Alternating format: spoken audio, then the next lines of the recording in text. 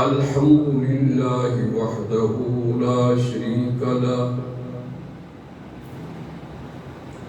ونشهد أن سيدنا ومولانا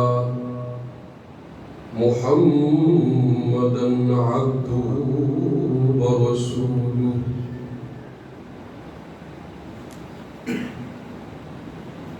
أما بعد أعوذ بالله من الشيطان الرجيم بسم الله الرحمن الرحيم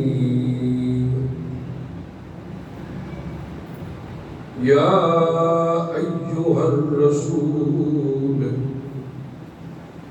بلغ ما أنزل إليك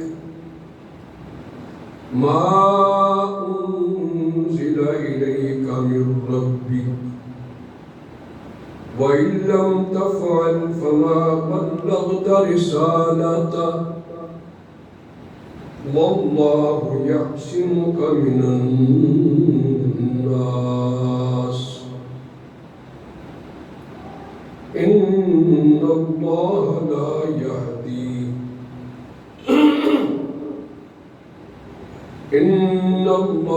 لا يهدي القوم الكافرين صدق الله مولانا العظيم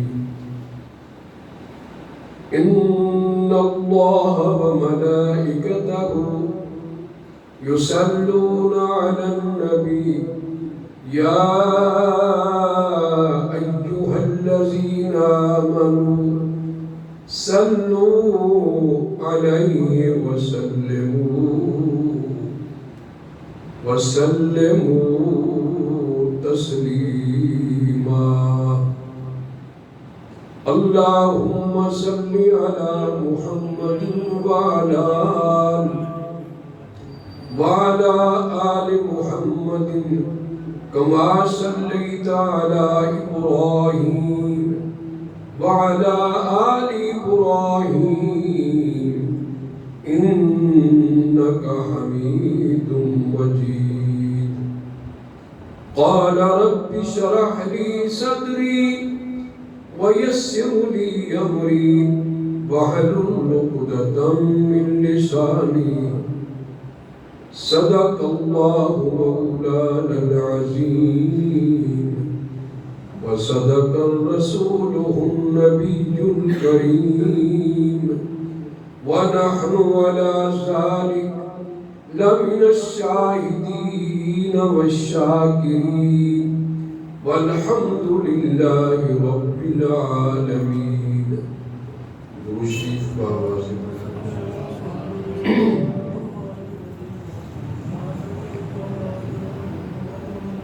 اے رسول بلغ ما انزل الیک، آپ وہ بات پہنچا دیں جو آپ کی طرف نازل کی گئی ہے آپ کے رب کی جانب سے۔ اگر آپ نے ایسا نہ کیا تو اس کا مطلب یہ ہے کہ آپ نے میرا پیغام لوگوں تک نہیں پہنچایا۔ رہا مسئلہ یہ کہ لوگ آپ کے ساتھ کیا سلوک کریں گے، واللہ یعصمک من الناس، اللہ آپ کو بچائے گا لوگوں سے۔ کوئی ماں کا لال ایسا نہیں ہے جو تیری طرف انگلی اٹھائے، تجھے مارنے کی کوشش کرے۔ یہ زندگی اور موت کا میں مالک ہوں۔ بے شک اللہ نہیں ہدایت دیتے کافروں کی قوم۔ بعد از حمد و صلات اللہ کا لاکھ لاکھ شکر ہے کہ اللہ نے قرآن پڑھنے کی توفیق عطا فرمائی ہے۔ مزید اس کا اور بھی ہم طلبگار ہیں اس کی مدد کی کہ ہمیں صحیح صحیح بیان کرنے اور اس پر عمل کرنے کی توفیق عطا فرمائے۔ عزیزان من، ایک دن حضرت عائشہ رضی اللہ تعالیٰ عنہ نے حضور سے سوال کیا۔ سوال بڑا عجیب ہے، آپ آگے بیٹھیں گے تکیہ نہیں لگائیں گے، ادھر ہے یہ مجھے دیکھو بوڑھا آدمی ہوں، آگے بیٹھا ہوں۔ اما عائشہ نے سوال کیا کہ میرے آقا، آپ کی زندگی کے 10-11 سال گزر گئے تبلیغ میں، مشکل دن کون سا تھا جس میں آپ کو تکلیفیں پہنچی ہوں، دکھ پہنچا ہو، مصائب پہنچے ہوں؟ ایسا دن کون سا تھا؟ کس نے سوال کیا؟ سیدہ طاہرہ زکیہ محدثہ معلمہ محترمہ مکرمہ سیدہ حضرت عائشہ رضی اللہ تعالیٰ عنہ ام المومنین سوال کر رہی ہے کہ زندگی میں مشکل ترین دن کون سا تھا آپ کا؟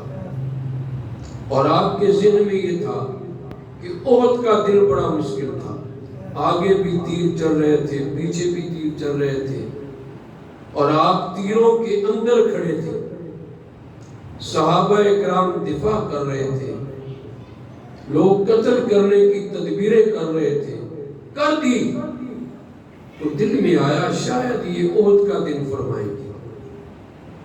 فرمایا عائشہ، میری زندگی میں جو مشکل ترین دن گزرا ہے وہ طائف والا دن گزرا ہے۔ میری زندگی میں مجھے جب میں نے پہاڑ پر چڑھ کر کے اعلان کیا تھا، لوگوں نے انکار کیا تھا، مجھے دکھ تو ہوا لیکن اتنا نہیں۔ کئی بدر میں لڑائی ہوئی، وہ بعد کی باتیں ہیں، مجھے پتھر مارے گئے، مکے کی گلیوں میں میرے نام رکھے گئے، مجھے اتنا دکھ نہیں۔ احد میں جو ہوا وہ آپ کو معلوم ہے، لیکن طائف والی سختی اور دن ایسا ہے کہ نہ زبان بیان کر سکتی ہے، نہ قلم کو یارہ ہے کہ وہ واقعات درج کرے جو رسول اللہ کے ساتھ گزرے۔ حضرت عائشہ رضی اللہ تعالیٰ عنہ فرماتی ہے، میں غور کرنے لگ گئی۔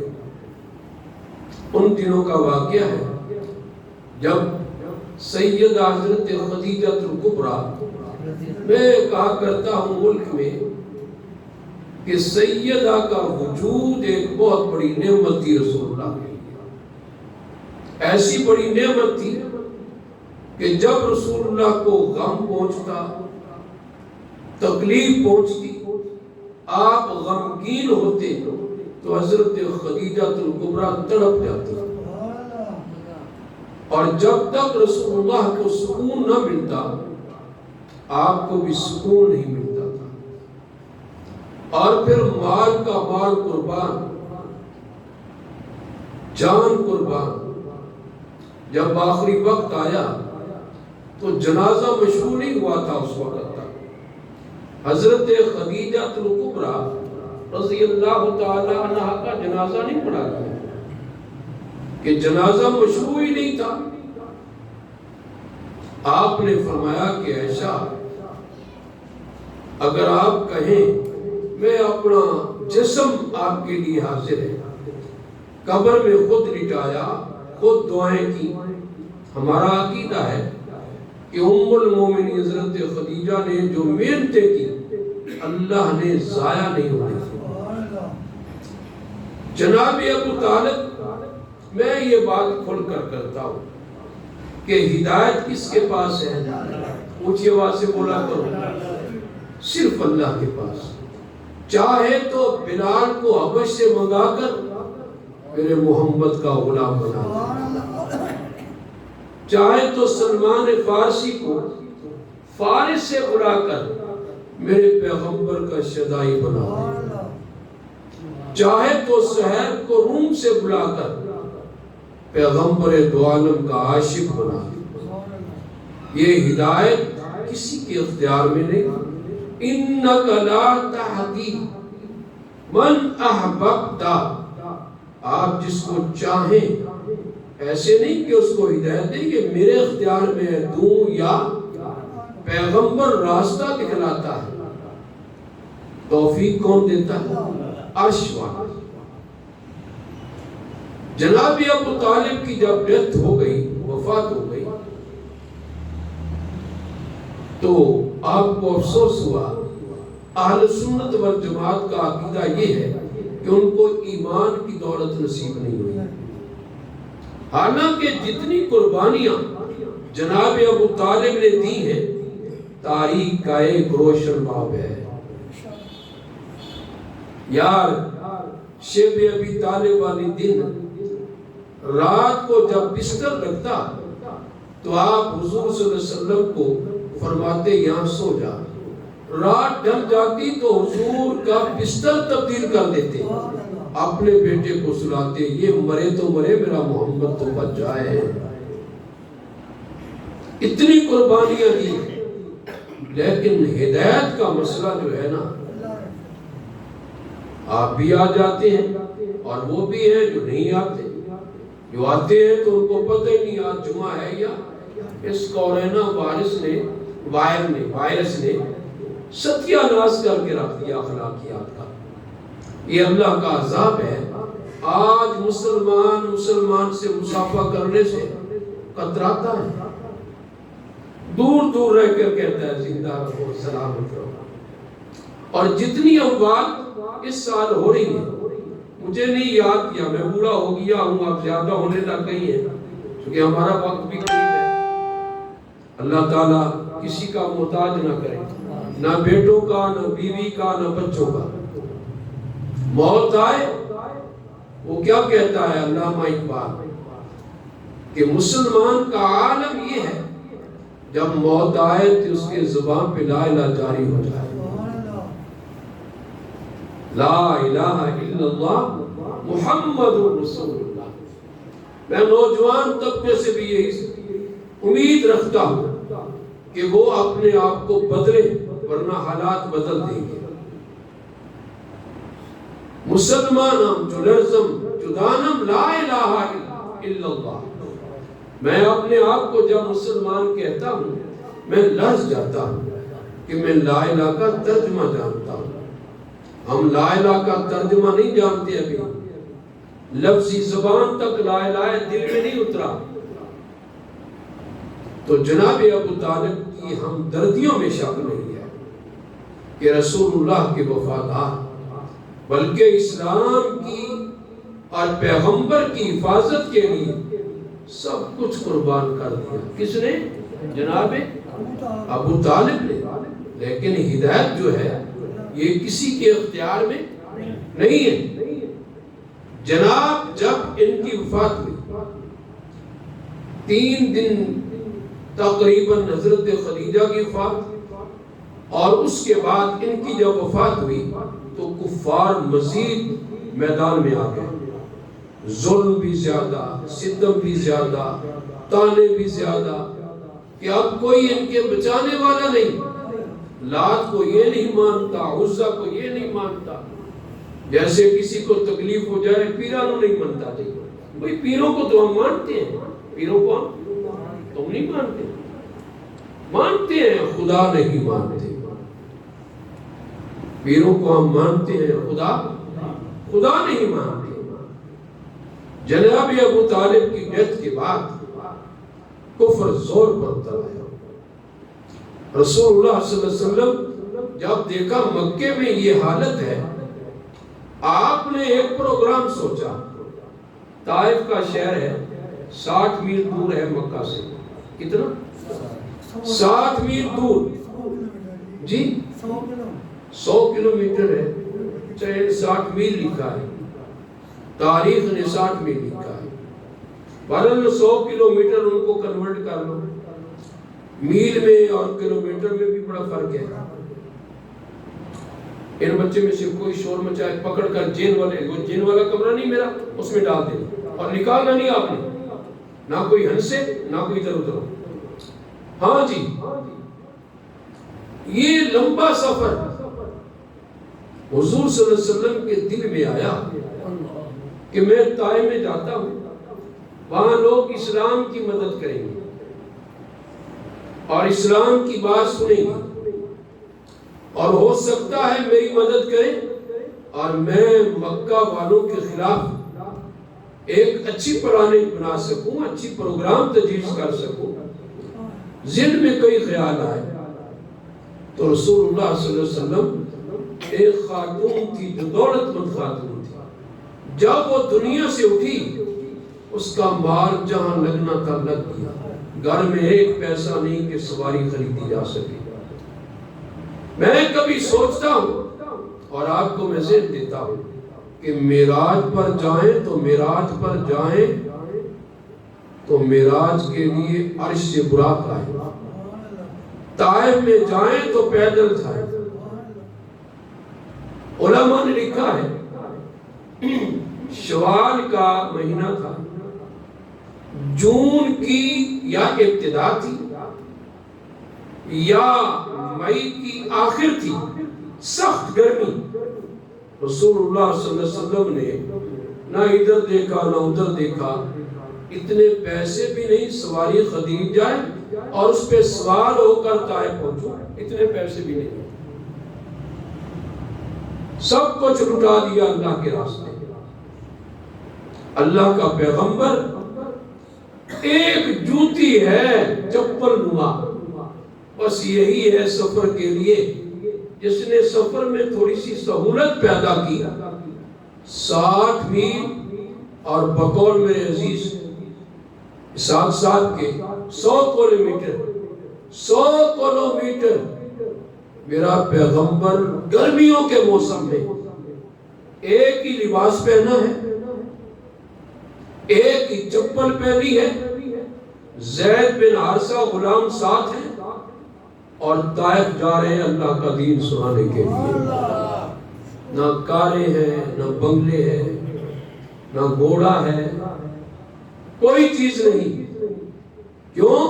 بلغ ما انزل الیک، پیغمبر جو میری طرف سے نازل ہو وہ لوگوں کو پہنچا دے، ایک فریضہ ادا کرنے کے لیے، کوئی ذاتی خواہش نہیں، کوئی ذاتی ایسا معاملہ نہیں، کوئی دکھلاوا نہیں، سادے کپڑے ہیں، جوتا پہنا ہوا ہے، گرمی سے کئی بار پسینہ آیا، پسینہ بھی شرمندہ ہو گیا، پیغمبر دو عالم نے سفر نہیں چھوڑا۔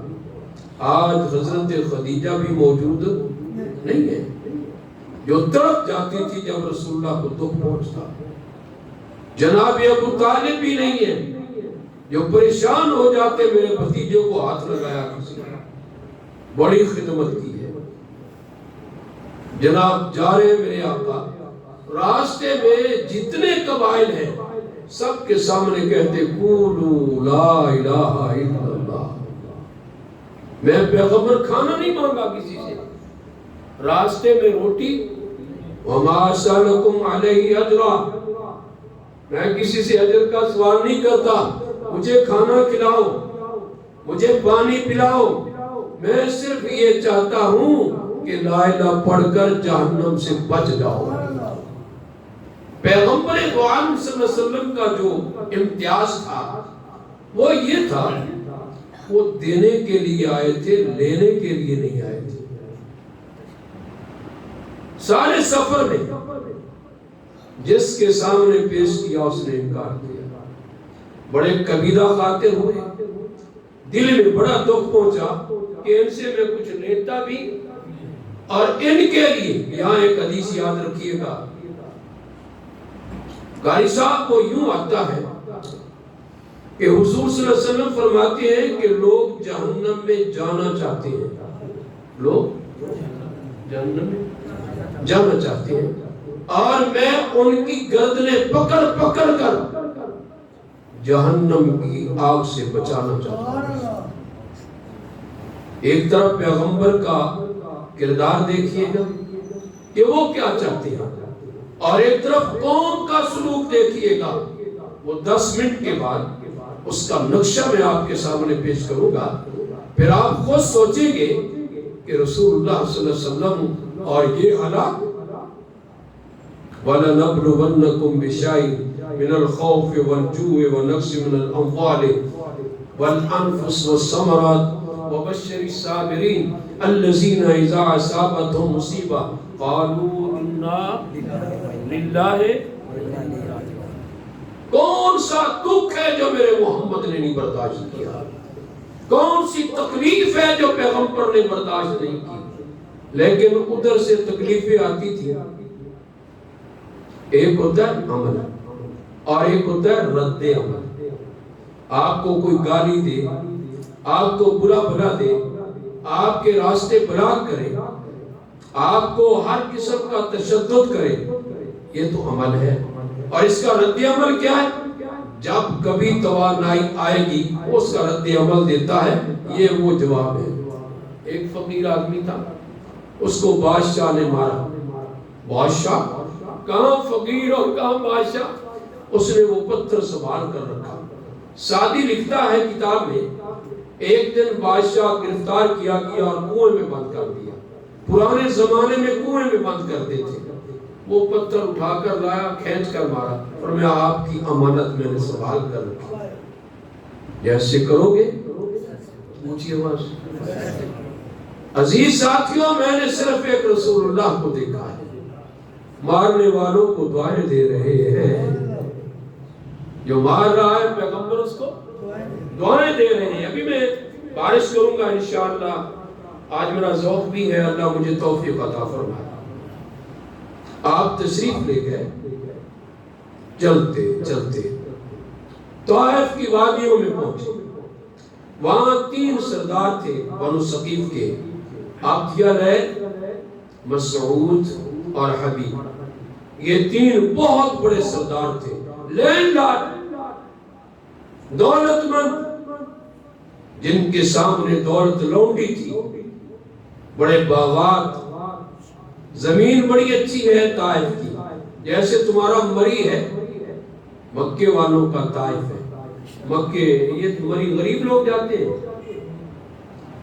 عمرہ طبقہ، ان کا زیادہ گرمیوں میں سٹیج ہوتا ہے، مری میں اور اچھے علاقوں میں ہوتا ہے. غریب بیچارے کے لیے تو وہی چھوٹا سا گھر ہے جو رہنے کے لیے اللہ نے دے دیا. اب وہاں بڑی امیدیں لے کر پہنچے. جب وہاں پہنچے تو آپ نے فرمایا میں چودھری عبد یا لیل کو ملنا چاہتا ہوں جو یہاں کا سردار ہے. اور دل میں تھا آج یہ اسلام لایا تو کایا پلٹ دی، کایا پلٹ جائے گی. حضور صلی اللہ علیہ وسلم کہہ دو نا اونچی آواز سے، ایسا کہو کہ مسجد جاگ جائے.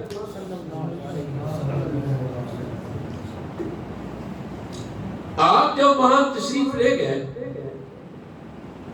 آپ نے عبدیہ لیل کو خطاب کر کے کہا کہ میرا نام محمد ہے، کہہ دو صلی اللہ،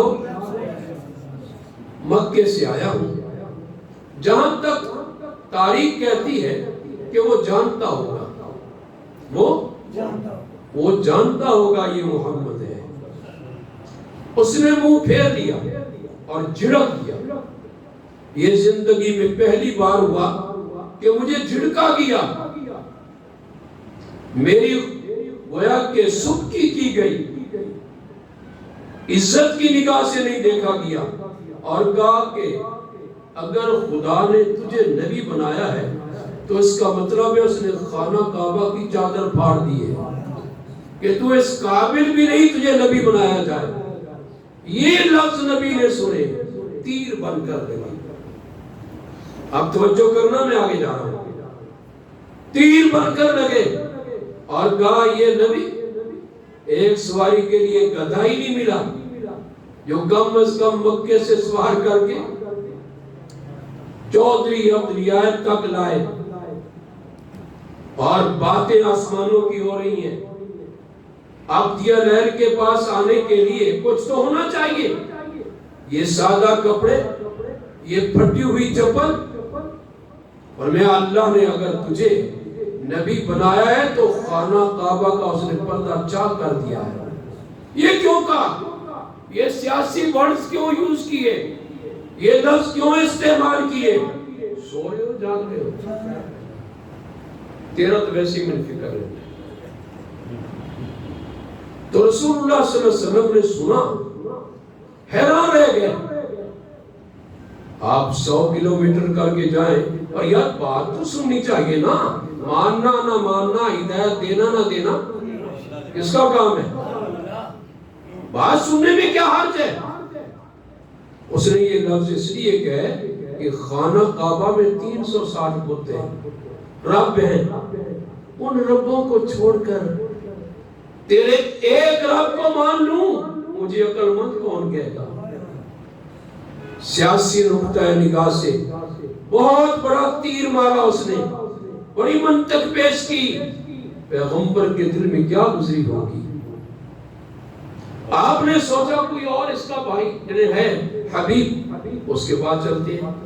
جب گئے اس نے کیا کہا کہ تینوں ہی نبی چڑیا سی رب نے ساری زمینی چو، اور کوئی نبی نہیں ملیا، آپ ہی کو نبی بنانا چاہا اللہ نے، اور کوئی نبی نہیں تھا۔ یہ دوسرا تیر جو تیر زخمی کرتے گئے، پھر آگے گئے، ایک اور بھائی رہ گیا مسعود، اس کے پاس گیا اور کہا بھائی میں اللہ کا پیغمبر ہوں، ایک پیغام لے کر آیا ہوں، کس کی طرف سے؟ میں آپ سے کوئی ڈیمانڈ نہیں کرتا، مطالبہ میرا کوئی نہیں ہے، میں نے کتابیں گھنگھوڑ ماری، مجھے نہیں لگا کہ 10 دن یہاں کسی نے روٹی بھی کھلائی ہو، پانی بھی پوچھا ہو، میں نے کسی تاریخ کی کتاب میں نہیں دیکھا، آپ نے کہیں کسی نے دیکھا ہو مجھے بتلا دینا، میرے علم میں اضافہ ہو جائے گا، میں آپ کا شکر گزار ہوں گا۔ اس نے کیا لفظ کہے سنو اور غور کرنا دل پہ ہاتھ رکھ کر، کہ اگر اللہ نے آپ کو نبی بنایا ہے، اگر اللہ نے آپ کو نبی بنایا ہے، میں آپ سے نہیں بولتا، ہو سکتا ہے میری زبان سے سخت لفظ نکل جائے اور وہ خطرناک ثابت ہو، اور اگر آپ نبی نہیں ہیں تو میں پھر بھی آپ سے نہیں بولنا چاہتا، میں جھوٹے آدمی سے بات نہیں کرنا چاہتا، ان کو جھوٹا کہہ رہی ہو، تو یار ان کو بند کراؤ، بیٹھ جاتے ہو تم، بچوں کو نکال گھر بھیج دو اور کمرے میرے میں بند کر دو، کنڈا لگاؤ، یہ دوڑ رہے ہیں جانے نہ دو ان کو۔ ایک چھوٹا بچہ یا باپ قریب رکھی یا باپ اس کو لائے تو اس کی صحیح تربیت کرے، عقل ہی نہیں ہے کسی کو۔ میں یہ بات کر رہا تھا، غور کرنا کہ پیغمبر دو عالم نے جب یہ لفظ سنے ہوں گے کہ میں جھوٹے سے بات، اور کیا گزری ہوگی، حالات کیسے ہوئے ہوں گے۔ رسول اللہ صلی اللہ علیہ وسلم غمگین ہو گئے، آنکھوں میں آنسو آ گئے، کہا مکے میں آج تک میرے ساتھ یہ نہیں ہوا، 10 سال ہو گئے مجھے تقریریں کرتے ہوئے، 40 سال کے بعد 10ویں ہجری کو طائف تشریف لے جاتے ہیں، 10ویں عیسوی کیا ہے، حضور صلی اللہ علیہ وسلم 10ویں نبوی کو یعنی نبوت کے کتنے 10 سال ہو گئے، میں نے وہاں بھی تقریر کی تھی صفا پہاڑی پر، کسی نے یہ نہیں کہا تھا، آج جو میرے ساتھ شدت کی جا رہی ہے اللہ دیکھ رہا ہے، صرف یہ نہیں، قاری صاحب خیال کرنا، فرمایا کہ میں وہاں سے نکلا اور میں چل، کہاں جانا ہے مجھے نہیں پتا، 10 دن میں طائف میں رہا، کتنے؟ میں چلا،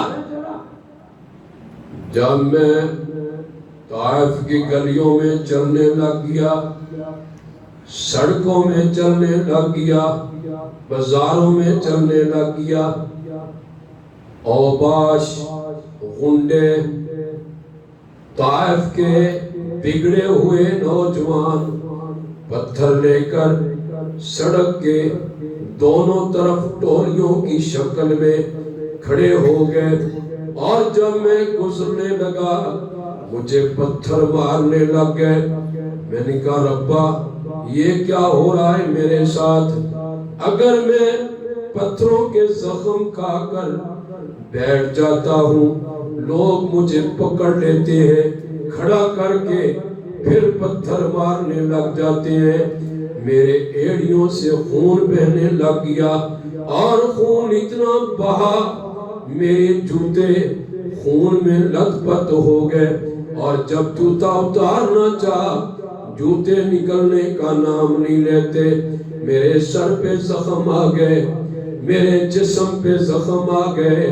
حضرت زید بن ثابت رضی اللہ تعالیٰ عنہ پتھروں کے آگے ایک دیوار بن کر کھڑے ہو گئے، ان کا سر بھی زخمی ہو گیا، ان کے بازو بھی زخمی ہو گئے، ان کے پاؤں بھی زخمی ہو گئے۔ میں کبھی عرش کی طرف دیکھوں، کبھی فرش کی طرف دیکھوں، پورے طائف کے بازار میں ایک بھی نظر نہیں آتا جو آ کے کہے مسافر ہے جانے دو، پردیسی ہے جانے دو، غریب ہے جانے دو، مسکین ہے جانے دو، کسی کی آواز نہیں نکلتی۔ اور حضور وہ ہیں جو کہا کرتے تھے اللہ مجھے مسکینوں میں شامل کر، اللہ مجھے مسکینوں میں اٹھا، اے رب ذوالجلال جب قیامت کا دن ہو تو میں تیرے مسکینوں کے ساتھ کھڑا ہو جاؤں۔ یہ پیغمبر ہے، خون آلود جسم، کپڑے بھی پھٹ گئے اور جسم بھی ریزہ ریزہ ہو گیا۔ آپ جس کو ملتے ہیں وہ دور ہوتا ہے، جس کو ملاتے ہیں وہ نفرت کرتا ہے، آپ جس کو گلے سے لگاتے ہیں وہ چھڑک دیتا ہے، جھڑک دیتا ہے۔ آپ یہ کیفیت دیکھ کر رو رو کر سوچنے لگ گئے یہ معاملہ کیا ہو رہا ہے۔ اللہ فرماتے ہیں میں بھی دیکھ رہا ہوں، اور عرش سے آواز آ رہی ہے میرے محمد پاک یہ آخری لمحے ہیں، آج کے بعد تم کوئی نہیں کر سکے گا، آج کے بعد تجھے پریشان کوئی نہیں کر سکے گا، یہ تکلیفیں بھی میری خاطر، یہ دکھ بھی میری خاطر، یہ چلنا بھی میری خاطر، یہ اٹھنا بھی میری خاطر، یہ پتھر بھی میری خاطر۔ تیرے پتھروں کے لگنے سے تیرے خون کے قطروں نے طائف کے بازاروں کو بھی رنگین کر دیا، ہر جگہ قطرے لگے ہوئے ہیں اور لوگ کہتے ہیں یہاں سے محمد گزرا ہے صلی اللہ علیہ وآلہ وسلم۔ میرے آقا گزرتے گئے اور چلتے چلتے چلتے چلتے چلتے 3 میل چلتے رہے۔ کتنا؟ 3 میل چلتے رہے، پتھر بھی لگتے رہے۔ اور یہ تو شیب ابی طالب میں بھی ایسا نہیں ہوا، شیب ابی طالب میں 3 سال قید رہے۔ کتنے؟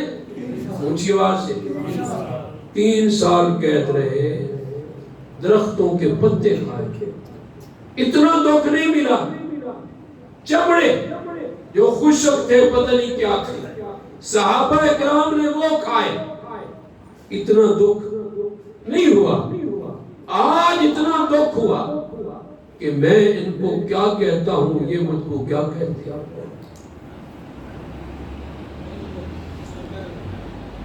10 دن غور کرنا، میں چل رہا ہوں آگے۔ 10 دن گزر گئے چلتے چلتے، 3 میل تک پتھر لگتے رہے، یہ پاؤں بھی زخمی، ہاتھ بھی زخمی، چہرہ بھی زخمی۔ سیدنا حضرت زید بن حارثہ رضی اللہ تعالی عنہ آپ فرماتے ہیں میں محمد پاک کو لے کر چلتے چلتے گڑھے پہ پہنچا، پانی کھڑا ہوا تھا، میں نے پانی سے محمد کا چہرہ دھویا، میں نے جوتی اتارنا چاہی، مجھ سے جوتی نہیں اتاری گئی، خون جمع ہوا، بڑی مشکل سے جوتی اتاری، اور میں نے پیغمبر کے پاؤں دھوئے، میں نے پیغمبر کا خون دھویا، اور میرا پیغمبر کبھی عرش پر دیکھے کبھی فرش پر دیکھے، آنکھوں میں آنسو آ گئے، دعا مانگی، ایسی دعا کبھی بدر میں نہیں مانگی، احد میں نہیں مانگی، شیب ابی طالب میں نہیں مانگی، دعا مانگی، دعائے مستضعفین، کمزوروں کی دعا۔ ایک پہاڑ تھا، غور کرنا، صبر کا پہاڑ، استقلال کا پہاڑ، آج تھوڑا سا ہل گیا، آج اس میں جنبش آ گئی، اس پہاڑ سے آوازیں آنے لگ گئی۔ صبر تو بڑے لوگوں نے کیا، میرے محمد جیسا صبر کسی کا نہیں۔ اور میاں زخم تو بڑے لوگوں نے کھائے، میرے محمد جیسا زخم کسی نے نہیں کھائے۔ پہاڑ ہل گیا صبر کا، اور دل سے جو نکلی تھی باتیں کبھی نہیں نکلی، آج کھل کر اللہ سے بیان کرنے لگے۔ کسی چودھری سے بیان، کسی بڑے سے بیان